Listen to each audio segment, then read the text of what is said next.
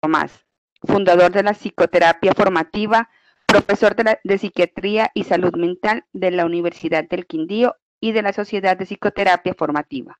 Bienvenido, doctor, y muchas gracias por participar. Es un honor tenerlo con nosotros. Muchísimas gracias, doctora, y muchas gracias al comité organizador y a todos ustedes, doctores, por su presencia. Vamos a hacer entonces la presentación. Ustedes me dirán si se ve.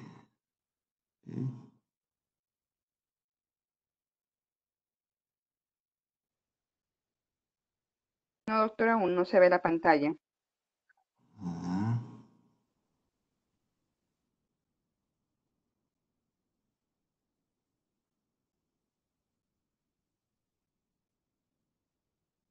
ya se ve la pantalla, me imagino, pero lo que no sé si se ve ya la exposición. ¿Ahora sí? Ya se ve la exposición. Sí, ya se ve la exposición. Sí, doctor. Perfecto. Empezamos entonces. La motivación vino justamente de un montón de personas que me habían hablado de San Francisco de Sales como patrono de periodistas, como patrono de muchos misioneros, llamado el Santo de la Amabilidad. San Juan Bosco quiso nombrar a su compañía, los Salesianos, de esa manera, en homenaje a él. Y efectivamente, puesto a leer sobre la infancia, la juventud de este hombre, efectivamente eh, queda en evidencia que se llega a este resultado tras una muy buena crianza. La idea de compartir esto en un congreso de pediatría, como son estas jornadas de la Universidad del Quindío, está justamente basada en que aquí está la puericultura plena. Esta es una manera interesante de ver cómo se puede criar bien. Creo que el gran defecto de la humanidad desde hace unos 30 o 40 años está en lo pésimo que se están criando los niños. Eso uno como psiquiatra lo ve en la cantidad de trastornos de personalidad y por lo general en la cantidad de trastornados.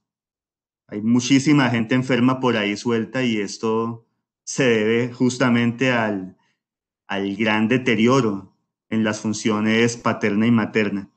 Es bueno que los pediatras siempre están ayudando, acompañando en estos procesos y espero que todos ustedes, doctores, puedan replicar lo que se lleven de esta exposición en sus sitios de trabajo, con sus estudiantes, con sus colegas, con sus familiares también, porque si podemos empezar de nuevo a criar bien a nuestros niños, tendremos de pronto las siguientes décadas ya personas mucho más sanas y mucho más equilibradas.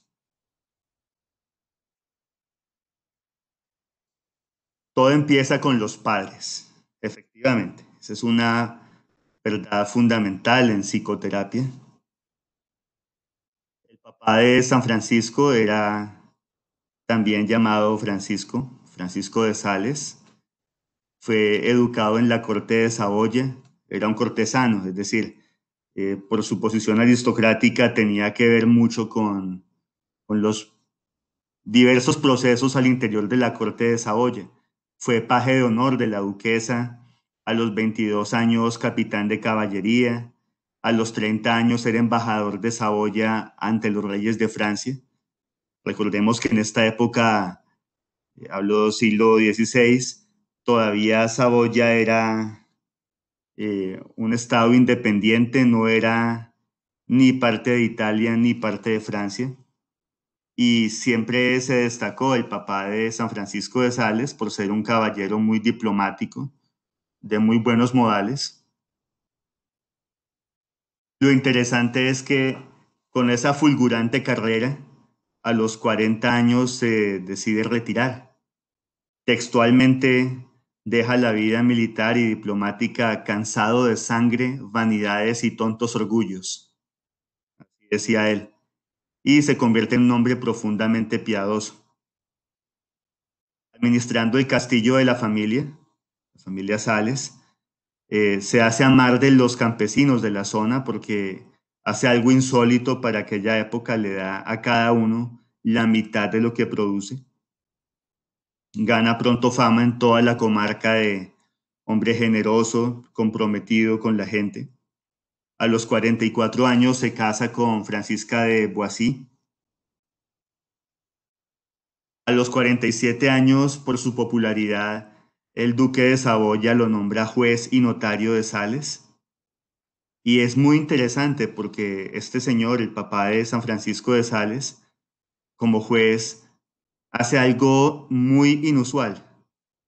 Si todavía hoy en día es inusual, imagínense en aquel entonces, él se ponía siempre de parte de los más débiles, de los campesinos, de los pobres, los defendía de todo tipo de injusticias y como notario hacía gratuitamente los documentos a los más necesitados. Cada vez más bondadoso y piadoso. Quienes lo habían conocido como militar se admiraban de la generosidad, del fervor religioso crecientes en el papá de San Francisco. Oración varias veces al día, dirigía la acción de gracias de la familia durante las comidas y se dice que desde los 44 jamás faltó una misa. Un modelo estricto pero amoroso, lo que el psicoanálisis menciona a menudo. No nos sirven papás demasiado severos que vuelvan inseguros a los niños o que hagan que el niño le tome fastidio a la figura de autoridad, pero tampoco padres hiperlaxos, hiperpermisivos, padres complacientes, que es lo que estamos viendo desde hace más o menos 4 décadas, que efectivamente malcrían, forman eh, personas bastante desequilibradas. Lo ideal es esta mezcla, estricto pero amoroso. Muy buen consejero. Nuestro santo muchas veces le pidió consejo a su padre, que además fue bastante longevo. Un esposo muy fiel, un padre muy responsable. Siempre fue promotor del gusto de San Francisco por los libros, y lo interesante es que pese a que le gustaba que su hijo fuera buen estudiante, jamás le exigió proezas académicas, que es otra falla muy de los años 90 para acá. A veces uno percibe que muchos papás quieren que sus hijos sean supergenios. Muchos papás matriculan a sus hijos en 2, 3, 4, 10 cursos libres. Total, el niño termina saliendo del colegio lleno de tareas a el curso de francés y después a las clases de inglés y después a las clases de fútbol y después algo de astronomía, etcétera, y finalmente se acaban agotando esos niños.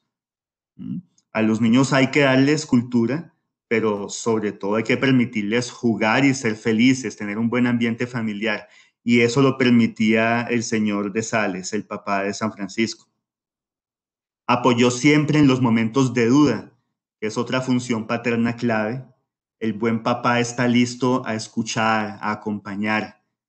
El buen papá no es el que se hace el desentendido, no es el que deja a los hijos ahí a la deriva, y tampoco es el que regaña, el que está castigando, sino que siempre está en el punto medio, digamos. El buen paternaje se da en el justo centro de apoyar en los momentos de duda con seguridad. Siempre fue protector y guía. Cuando Francisco de Sales se iba de misionero, el papá siempre enviaba algunos amigos a que lo acompañaran a San Francisco. No le gustaba eso, él le gustaba misionar solito. Entonces el papá les aconsejaba que se hicieran a una prudente distancia para que San Francisco de Sales no se diera cuenta que había gente escoltándolo, pero que igual se hiciera la labor de seguridad. Eso es una cosa interesante. Este es el castillo de la familia Sales. Hoy en día funciona como museo. La entrada es bastante económica, vale la pena.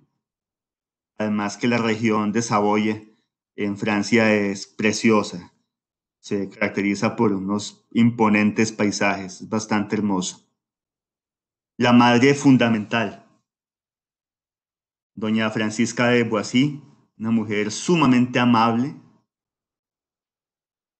El mismo San Francisco de Sales menciona que él aprendió a ser amable de su mamá y la amabilidad le permitió ser un gran misionero. Uno se pregunta cómo consigue alguien convertir a 80,000 personas.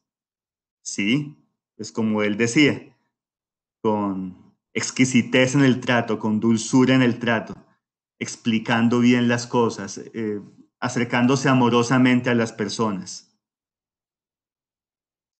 Y todo esto lo aprendió él de la mamá. La madre, recordemos, es una figura de la que muchos psiquiatras y psicoterapeutas han hablado, Donald Winnicott, Wilfred Bion, más recientemente Jean Piaget. En realidad, nunca se elogiará suficientemente la labor de una buena madre. El buen padre y la buena madre estructuran la personalidad y eso es lo que estamos viendo ya en la biografía de San Francisco. Una mujer sumamente amable, fiel, responsable, muy trabajadora, una cosa interesante. En esa época las mujeres de alta alcurnia se dedicaban era a los chismes y a las tonterías de la corte. Ella trabajaba hombro a hombro junto a su esposo en la administración del castillo, que como se dieron cuenta igual, pues era bastante grande y requería bastante trabajo. Profundamente piadosa, respetuosa, exquisita en el trato con la gente. Ella le inculcó a San Francisco mucho amor por todas las personas, independientemente de su condición social, de su extracción socioeconómica, y además era muy amorosa, tanto con familiares como con foráneos. Muchas veces, personas que iban de paso, peregrinos, se hospedaron en el castillo de Sales. Sacaba frecuentemente de paseo al niño, eso es importantísimo. Ahora por la pandemia, digamos, esto se ha ido modificando, pero de todas maneras es útil que todos como pediatras aconsejen que obviamente con las medidas de bioseguridad, con la mascarilla, efectivamente, si se quiere también una careta, algún equipo de protección ocular, pero que el niño pasee, eso es importantísimo en todos los niños. Y en esos paseos, doña Francisca le enseñaba a él a ser muy amable y respetuoso con todos, como hemos visto, independientemente de la clase o la condición social de quienes se encontraban. Le enseñó a hacer oración. Una cosa muy interesante, no se quedaba atrás en generosidad, igual que su esposo. Ayudaba a muchas personas, regalaba alimentos a los necesitados y algo muy, muy especial, siendo una mujer tan importante en el ducado, sentía franca aversión por la vanidad y el orgullo. Una mujer bastante modesta. Le enseñó a ser disciplinado y al mismo tiempo calmado. Esto es muy importante. A veces vemos mamás muy exigentes o mamás desentendidas. La clave está en enseñarles a todas nuestras pacientes y ustedes como pediatras, a todas las madres de familia o cuidadoras, a que enseñen justamente disciplina en el hogar, que el niño obedezca, que el niño siga horarios, que el niño respete las normas, pero que lo hagan de manera dulce, no riñen la disciplina y la ternura. Ese es el mensaje grande de esta diapositiva. Uno puede ser exigente con los hijos, como debe serlo, y al mismo tiempo sumamente dulce y amoroso. Lo incentivó siempre a pensar en lo más alto, sin distraerse en tonterías como el dinero, glorias militares y otro tipo de distracciones muy frecuentes en los jovencitos de el entorno en el que se movía San Francisco. Solícita, amorosa. Fíjense que esto es muy importante. Ya vamos a ver lo varonil que era San Francisco de Sales. Era un hombre bastante viril, bastante masculino. Hay una distorsión cognitiva muy difundida en América Latina, y es que si la madre es amorosa y cariñosa con el hijo varón, lo homosexualiza. Todos los estudios es lo contrario. Si se tiene una madre amorosa, una madre cariñosa, por lo general se define muy bien la identidad sexual del niño. Del mismo modo, el padre y la niña. Un padre amoroso, un padre dulce, lejos de dañar a la hija, lo que hace es favorecerla en su psiquismo. Otra cosa de la mamá es que siempre apoyó la vocación sacerdotal, algo impensado para San Francisco de Sales. Él se hizo sacerdote ya treintañero. Es muy interesante cómo ella, pese a que muchos en el ducado de Saboya querían que él fuera básicamente la mano derecha del duque, eh, él siempre fue muy modesto, muy humilde y siempre quiso ser misionero, un cura misionero, nada más que eso. Pero pues tampoco, nada menos que eso, ¿no? Y la madre lo apoyó siempre en todas sus distintas misiones. Esta era la casa de la familia Boissy, la casa paterna de doña Francisca. Estas son gráficas que he podido extraer de un librito que hay, una biografía de Francisco de Sales. Ahí está ella, muy amorosa, muy tierna. El padre también respetuoso. Esto han hablado Lacan y otros psicoanalistas. Es importante que el papá no se entrometa, digámoslo así, en esos cariños, en esos mimos, pero también es importante que la mamá lo incluya, que haya una buena triangulación. Entonces, lo interesante en la crianza de Francisco de Sales, que he podido ver además en distintas biografías de él, es que tenía mimos y cariños de parte de la madre, pero al mismo tiempo, fíjense, el papá ya desde muy tierna edad le enseñaba cosas como la equitación. De hecho, él siempre fue muy bueno cabalgando. Estos son retratos de los papás de San Francisco de Sales ya en edad avanzada, don Francisco, doña Francisca. Ambos fueron longevos y ambos apoyaron a su hijo en distintos momentos de su vida. Otra ventaja es el lugar de nacimiento. Esto para nadie es un secreto. En realidad, sí depende mucho de cómo se da el contexto inmediato en el cual se nace a la hora de ir estructurando la personalidad, sin caer en determinismos, obviamente. Hay gente que nace en ciudades feas, violentas, peligrosas, e igual termina bien, y gente que nace en sitios hermosos, pacíficos, estables, prósperos, y termina siendo psicópata.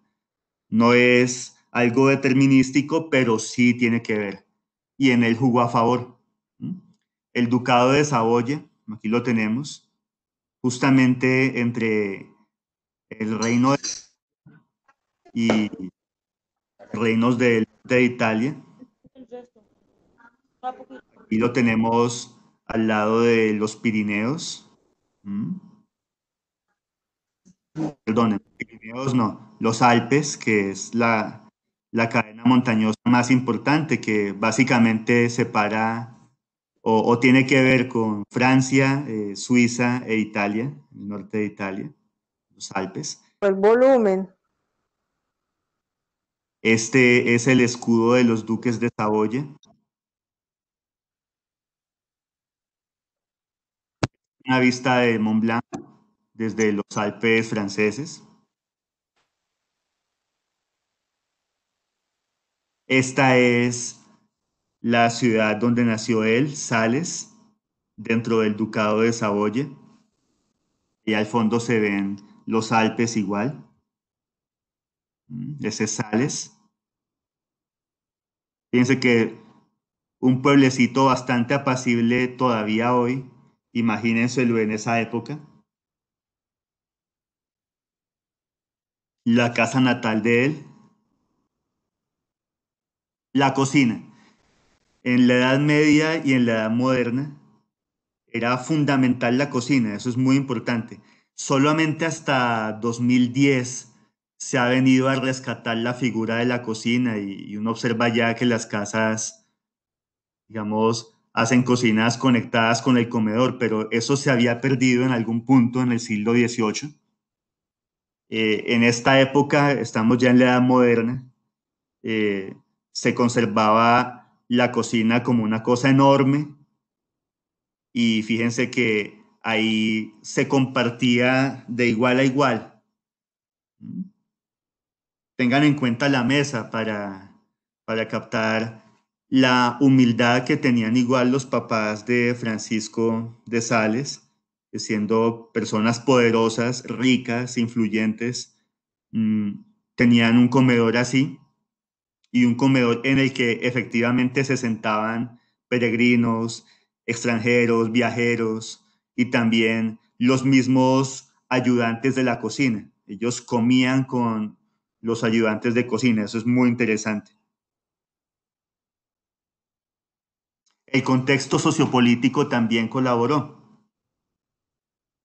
Este es el duque de Saboya que le tocó a San Francisco en su niñez y en su juventud, Manuel Filiberto de Saboya, un hombre bastante astuto, muy diplomático. Él sabía que el ducado era un enclave entre Francia e Italia. Se llevaba muy bien con ambos. Era muy buen militar. Le llamaban testa de ferro. El cabeza de hierro era alguien muy determinado, muy seguro de sí mismo, pero al mismo tiempo también muy tolerante. Él básicamente permitió un estado de bastante paz y de mucho entendimiento al interior de Saboya. Esta es la Europa del siglo XVI, la Europa de la modernidad que le tocó a San Francisco de Sales. Fíjense cómo el Imperio Otomano era enorme. Los turcos eran dueños de todos los Balcanes, lo que hoy en día es Rumania, Bulgaria, Yugoslavia, Grecia, era parte del Imperio Otomano. Estaban dos reinos como de tampón entre la cristiandad europea y el mundo musulmán. Valaquia, cosa mucho después por un señor que era bastante aguerrido, el conde Vlad Dracul, del cual se han novelado muchas cosas. En realidad no es que el señor Dracul fuera vampiro, pero sí era efectivamente un hombre bastante sanguinario. No está muy claro si bebía sangre de los turcos que caían en batalla, eso es muy probablemente leyenda.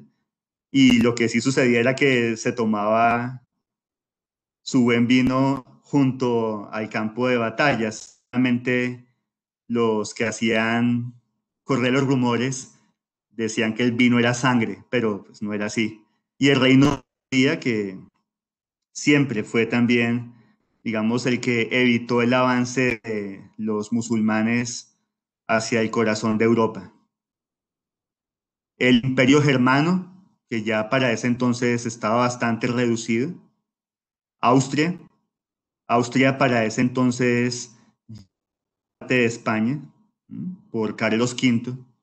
Básicamente los familiares de Carlos V y Felipe II eran, pues, por orden dinástico también regentes en el Imperio Austriaco.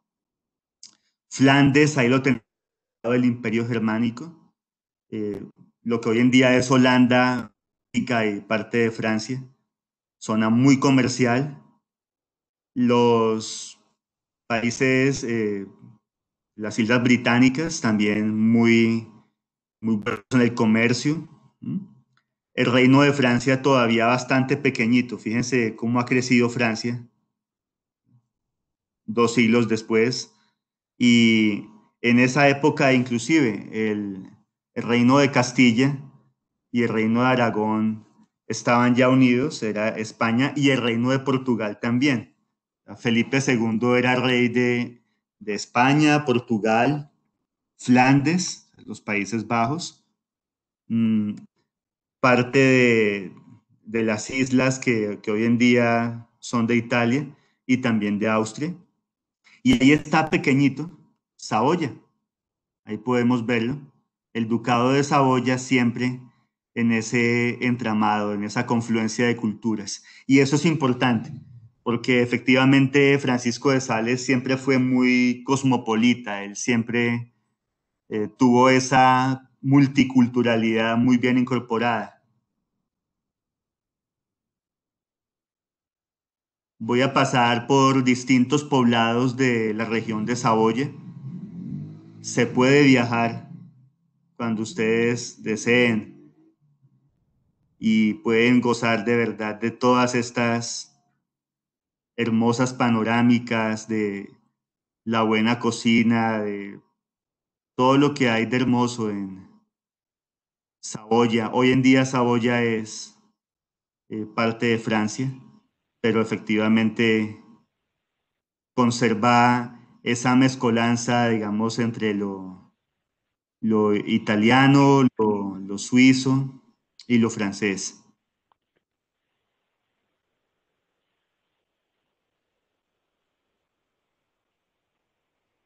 Aquí en esta ciudad iba a estudiar Francisco de Sales, llevamos.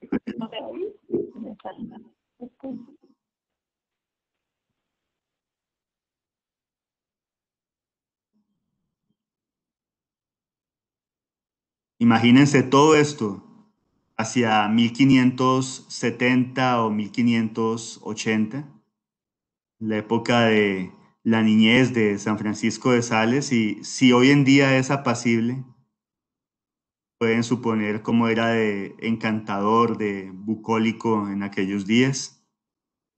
Y eso permite efectivamente que un niño crezca bien. Cuando uno se cría sin guerra, sin secuestros, sin amenazas, sin extorsiones, sin ambientes de violencia tanto física como simbólica, pues obviamente le va mejor. Ahora, la pregunta es, ¿y qué hacemos en Colombia? Bueno, pese a las peculiaridades de nuestra nación, sí es importante buscar siempre para la infancia una especial protección. Los niños merecen crecer en paz, los niños merecen vivir tranquilos.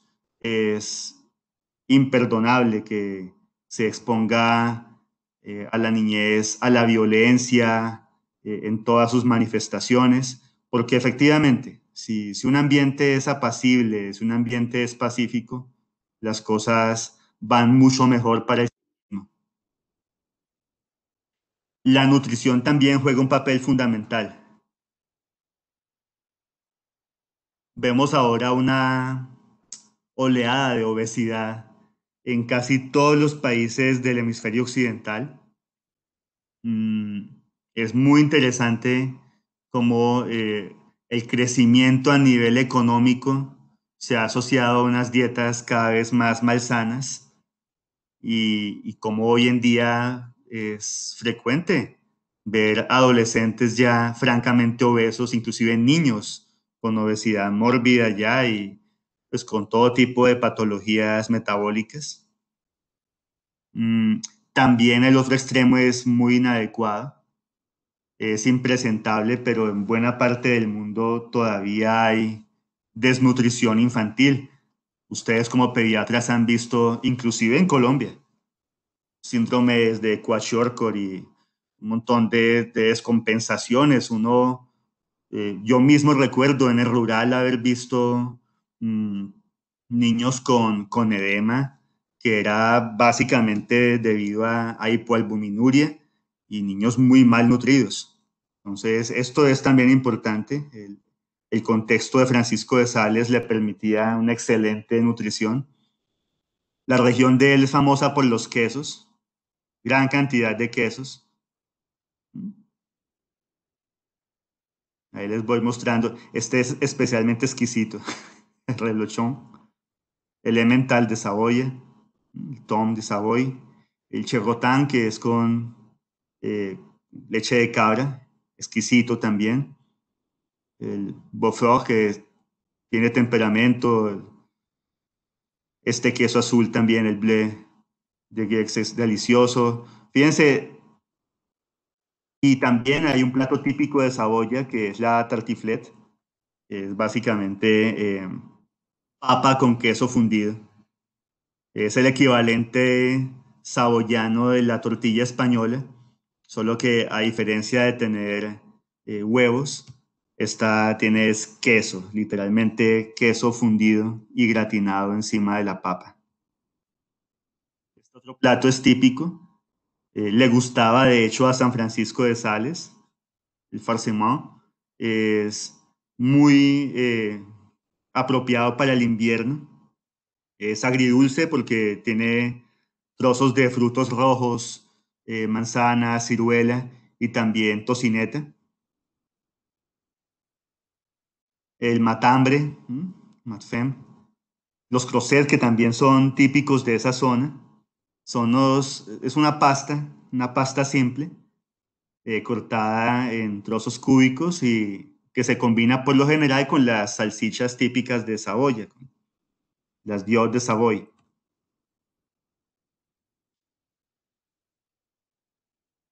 En vino rojo o tinto o en vino blanco, cuales son deliciosas.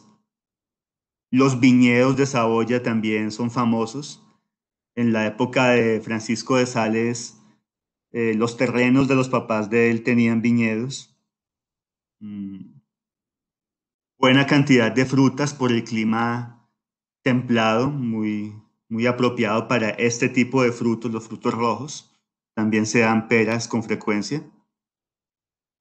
Pues obviamente un niño bien nutrido es un niño que está listo para jugar, que está listo para emprender todo tipo de aventuras. Esta lámina, este dibujo me pareció importante porque muestra cómo él, siendo el heredero de los dueños del castillo de Sales, se juntaba con todos los niños campesinos sin ningún tipo de problema. Algo inusual para la época, pero efectivamente algo sano. ¿Mm? Muy deportista también. Francisco de Sales en su niñez hizo caminata, montañismo, senderismo, calcio florentino, que era la moda venida de Italia. Es un rudimento de fútbol, es un fútbol arcaico, bastante violento, pero sí, digamos, permite entretenerse. Gimnasia, equitación y esgrima. Cualquiera diría, bueno, a mi niño lo meto a una clase de esgrima, seguramente no en esta época.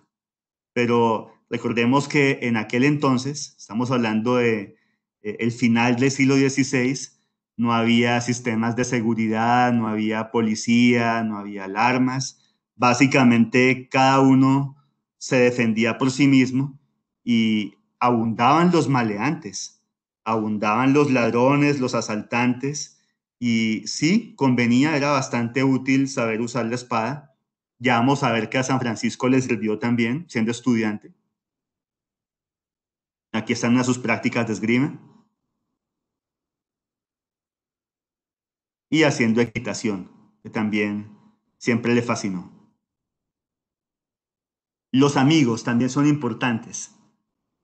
Si uno quiere forjar un niño sano, tiene que permitirle socializar. Si uno quiere hacer de un niño saludable, alguien equilibrado, tiene que permitirle tener muchos amigos y sobre todo amigos sanos, amigos buenos.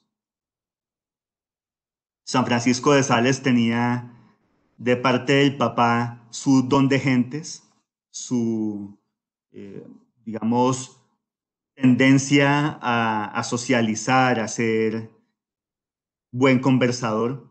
Y de parte de la madre tenía esa amabilidad, esa exquisitez en el trato que lo harían famoso. Y efectivamente consiguió muchos amigos y amigos buenos, como vemos acá.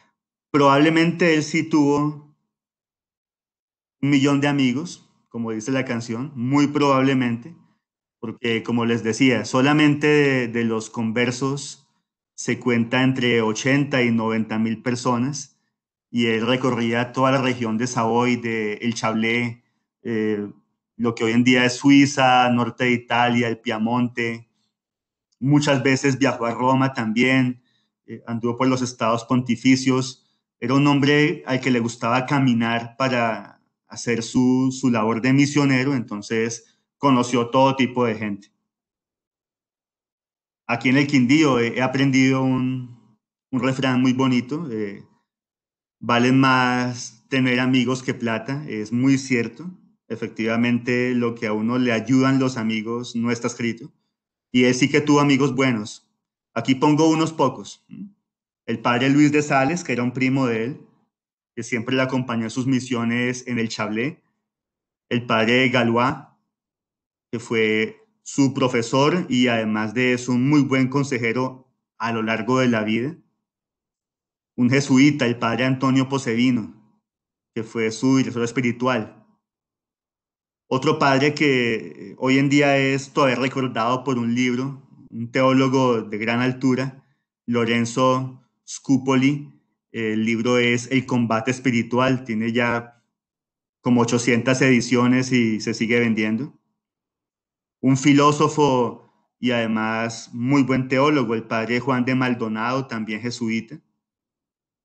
Un médico que era filósofo, el doctor Guido Panchiroli, bastante amigo de Francisco de Sales en su travesía por Italia y después siempre que el santo pasaba por Padua se hospedaba en la casa de él. Un obispo, Monseñor Claude de Ranier, que siempre lo estimuló a seguir adelante en sus estudios. Este cardenal Roberto Bellarmino, que hoy en día es canonizado, es San Roberto Bellarmino, un formidable historiador y además un gran teólogo. Otra cosa interesante en Francisco de Sales es que siempre tuvo amigas y mujeres muy buenas.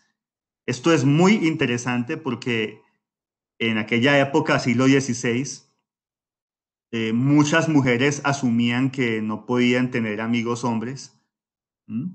La amistad entre hombres y mujeres se creía imposible en esta época y San Francisco, siendo efectivamente un sacerdote bastante juicioso, bastante puro, efectivamente siempre tuvo amigas buenas y que lo ayudaron muchísimo. Lo ayudaron con comida, dinero, hospedaje y muchas veces también caballos, todo lo que él necesitara para sus misiones. Carlos Manuel I, que era el hijo de Manuel Filiberto, que fue el heredero, obviamente, de Manuel Filiberto, duque de Saboya.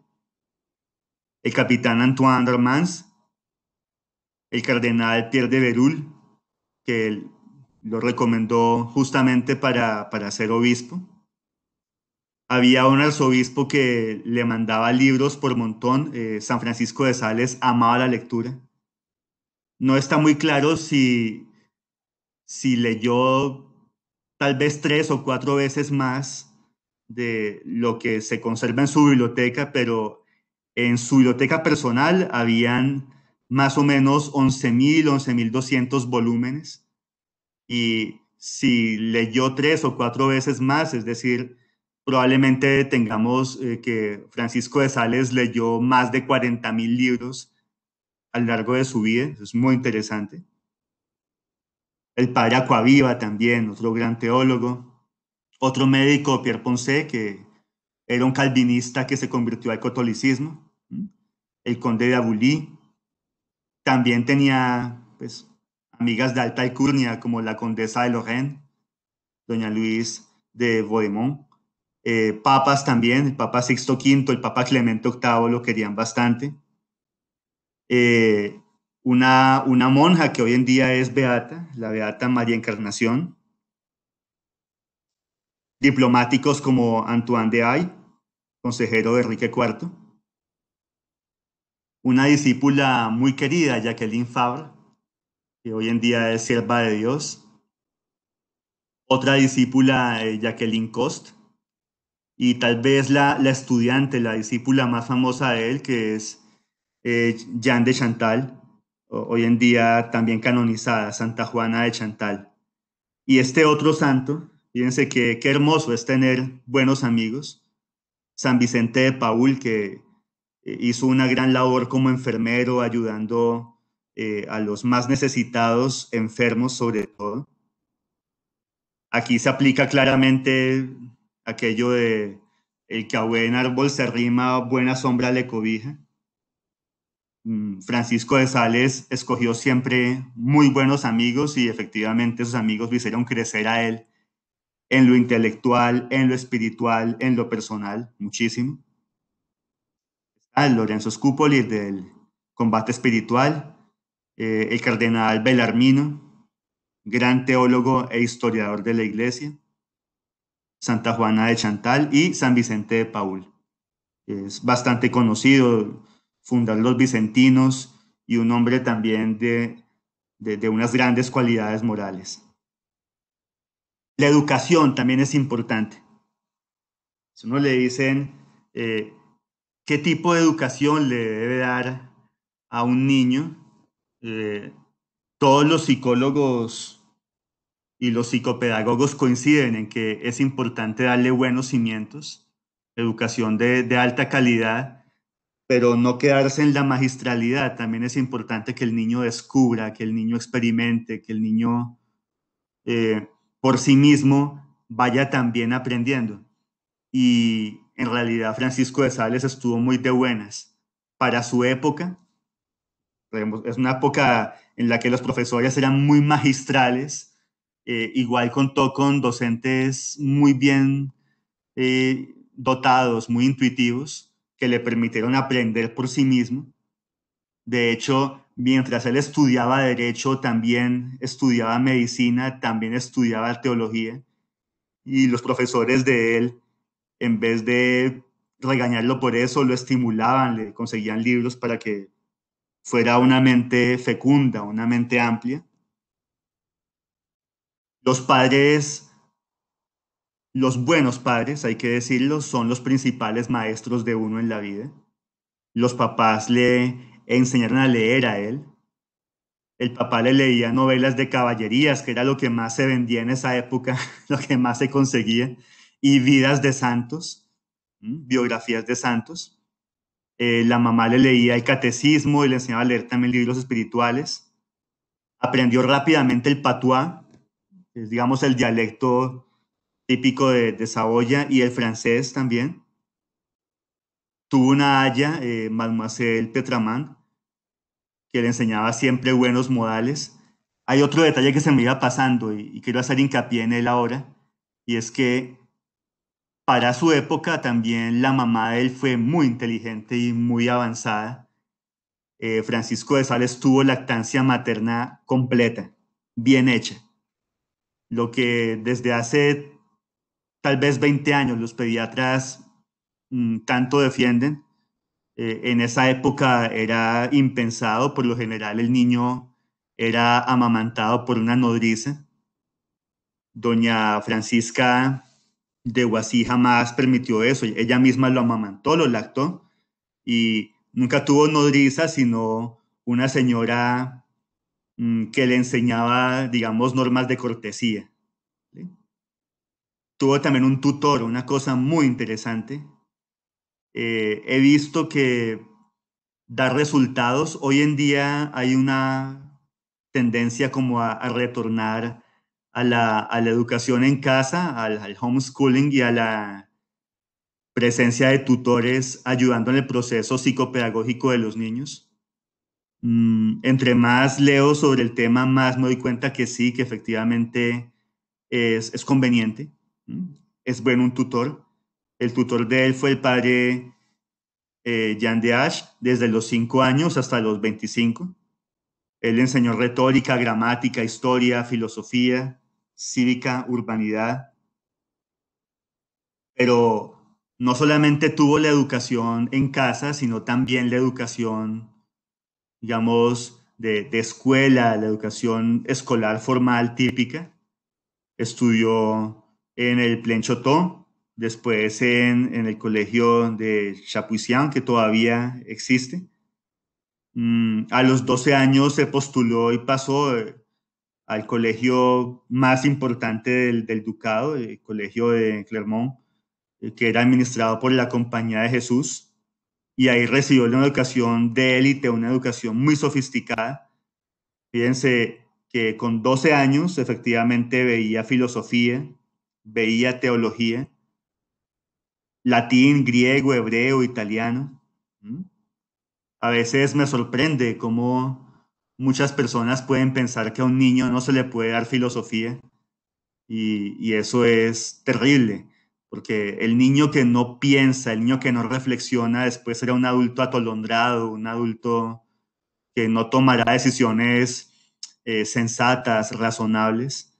Por el contrario, un niño al que se le enseña a pensar, efectivamente, después se hace bastante sensato, bastante lúcido en sus decisiones. Ahí está, junto con el tutor y los papás de él. Los colegios donde él estudió hoy en día funcionan todavía y son prestigiosísimos. Y a los 15 años ingresa a la universidad pues, más importante de Francia y todavía hoy en día fácilmente, si no es la mejor, está entre las 3 mejores universidades del mundo, la Sorbona. Estudió artes, se graduó como maestro de artes y filosofía. A los 20 años ingresó a la Universidad de Padua. Ahí estudió ambos derechos, derecho civil y también derecho canónico. Y por su cuenta tomaba cursos de teología. Esto es muy importante porque vemos que él no fue alguien que se educó en un seminario, sino que se hizo sacerdote tardíamente. Él recibió una educación completamente laica, pues como cualquier estudiante universitario. La Sorbona, como les comentaba, gran universidad en ese entonces y hoy día también. La Universidad de Padua también. Eh, Aquí hubo la primera facultad de medicina. De hecho, muy buenos médicos estudiaron en la Universidad de Padua hasta el siglo XIX. Y ahí también él aprovechó para tomar cursos libres en medicina. Fíjense qué mente tan universal y qué mente tan inquieta. Y esos conocimientos en medicina le iban a servir después. Muchas veces como misionero se ganó el corazón de la gente formulándoles distintos remedios o diagnosticándolos. La Universidad de Padua. Allá en Padua le fue bastante útil la esgrima que aprendió como deporte. Como les había dicho, estamos en una época en la que no hay alumbrado público, no hay policía, no hay vigilantes nocturnos. San Francisco salía de recibir clases en la universidad y estaba de regreso al hotel donde se estaba hospedando y le salieron los maleantes a atracarlo. En aquella época, en Italia, atraco era casi sinónimo de homicidio. Por lo general se robaba y se mataba a la víctima. Y es interesante cómo él se enfrenta a 5 bandoleros y los derrota de manera impecable. Lo interesante es que habiéndolos vencido, desarmado y dejándolos en el suelo, no hace nada violento contra ellos.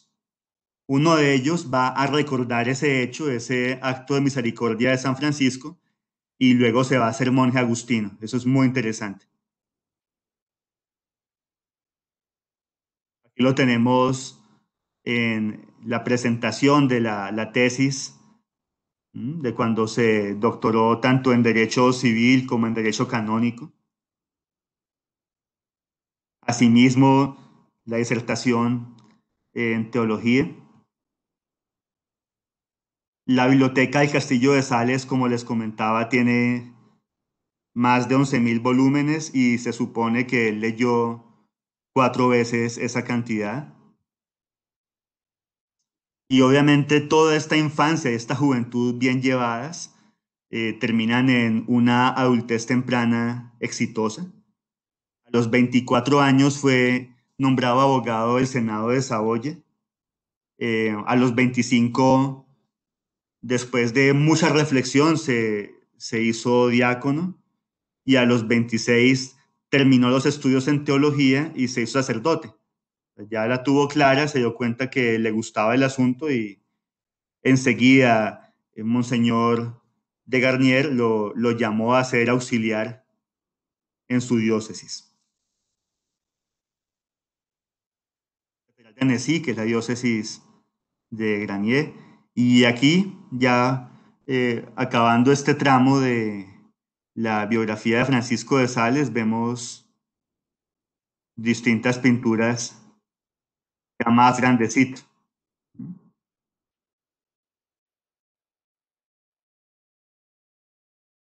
Ahora, todo esto lo logró, insisto, gracias a una excelente crianza.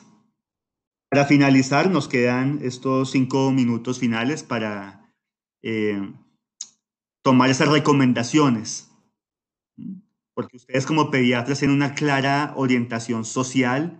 Como pediatras ustedes son educadores, son psicoeducadores de la población.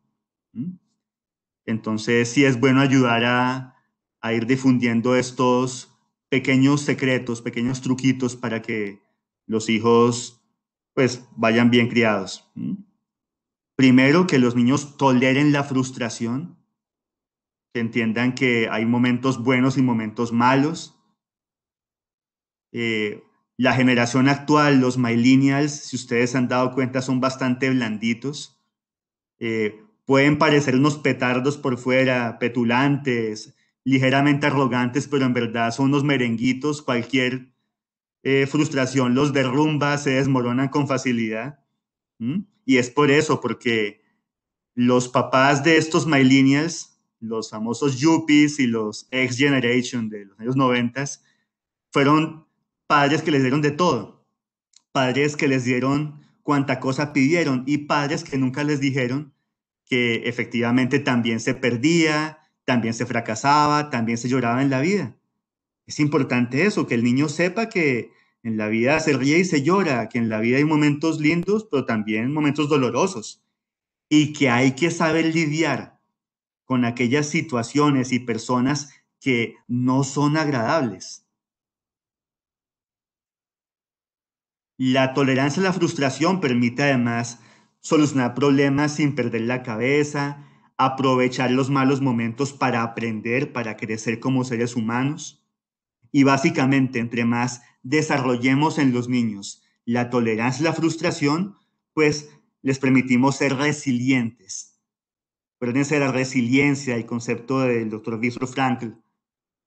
Ser resilientes es saber amoldarnos, saber adaptarnos a las situaciones difíciles y efectivamente resistir sin quebrarnos, resistir sin partirnos, sin dañarnos la vida por esos problemas que inevitablemente van llegando. Cuando uno tolera la frustración, aguanta también los problemas y se da cuenta que puede solucionarlos poco a poco, lentamente, sin frustrarse, sin llorar, sin hacer pataletas. Las personas con baja tolerancia a la frustración son muy vulnerables. Uno lo ve en psiquiatría, por lo general son depresivas, tienden al suicidio, son muy impulsivas y les cuesta mucho adaptarse a entornos cambiantes. En cambio, cuando se educa a los niños en valores por el esfuerzo, cuando se es coherente, cuando se es consecuente con el ejemplo, predicar y practicar, cuando se ponen límites a los hijos, los niños salen muy beneficiados.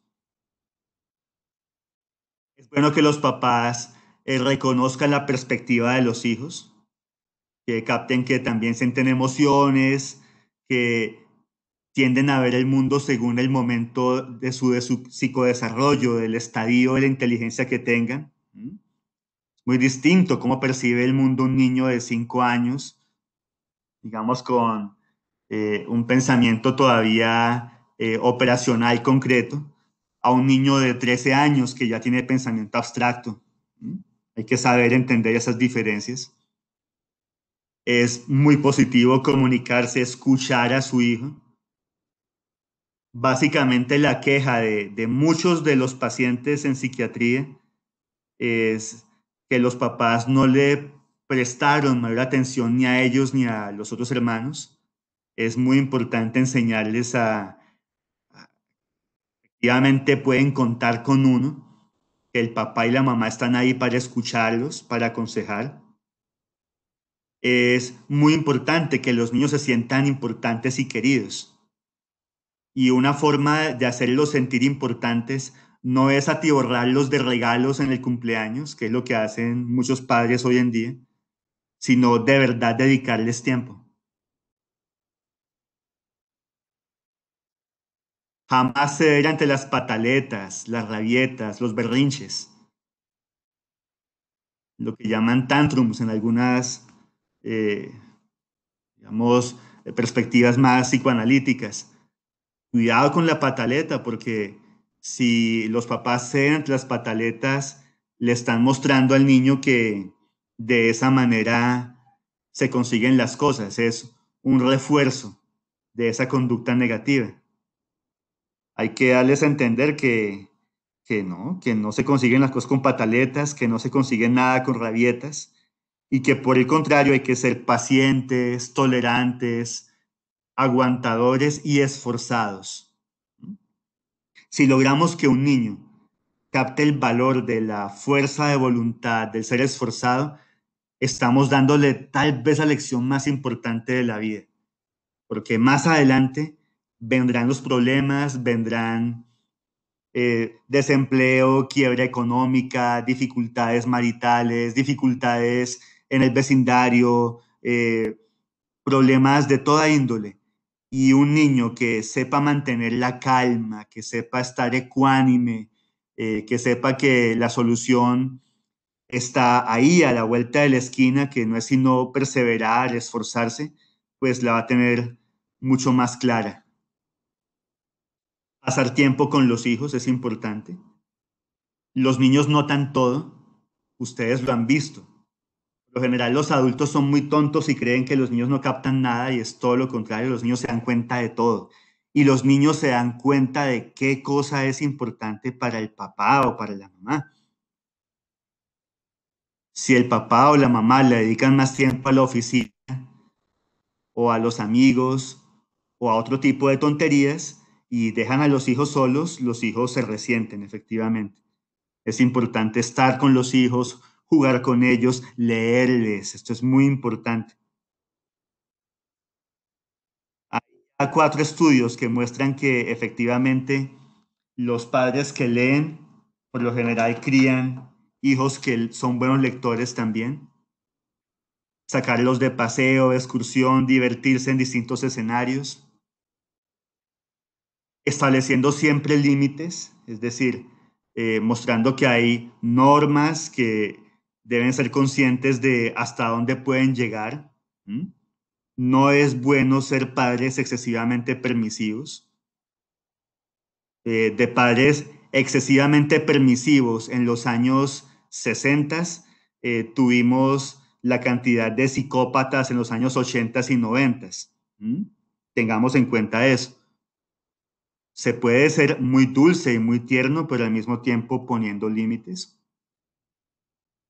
Elogiar los logros. Es importante que el niño tenga una autoestima, una autoconfianza elevadas. Es importante felicitarlos.